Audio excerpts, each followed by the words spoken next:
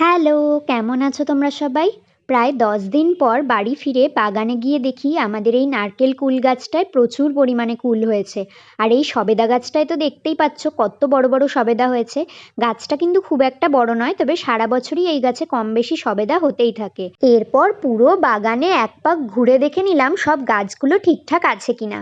আর তারপরেই দেখো বেশ কিছুটা পরিমাণে নিয়ে এসেছি পেঁপের বীজ, এগুলো থেকে চারা তৈরি করবার জন্য। পেঁপের বীজ সহজেই মাটিতে ছড়িয়ে চারা তৈরি করা যায়, কিন্তু আমাদের এদিকে এখন ভারী বৃষ্টিপাত হওয়ার কারণে ভাবলাম বীজগুলো যদি ধুয়ে যায়, তাই প্রথমে টবে এগুলো থেকে চারা তৈরি করি এবং তারপরে গাছগুলো বড় হলে মাটিতে বসাবো। সেই মতো টবের আগাছাটা তুলে নিয়ে মাটিটা দেখলাম বেশ শক্ত রয়েছে, তাই কিছুটা আলগা করে বেশ কিছুটা পরিমাণে জল দিয়ে কাদা করে নিলাম। তারপরে বীজগুলো ছড়িয়ে দিয়েছিলাম, আর মাত্র কয়েকদিনের মধ্যেই দেখো কত সুন্দর প্রচুর পরিমাণে পেঁপের চারা বেরিয়েছে। তোমরা কে কোন জায়গা থেকে আমার ভিডিও দেখছো কমেন্ট করে জানিও। চলো আজ আসছি, টাটা।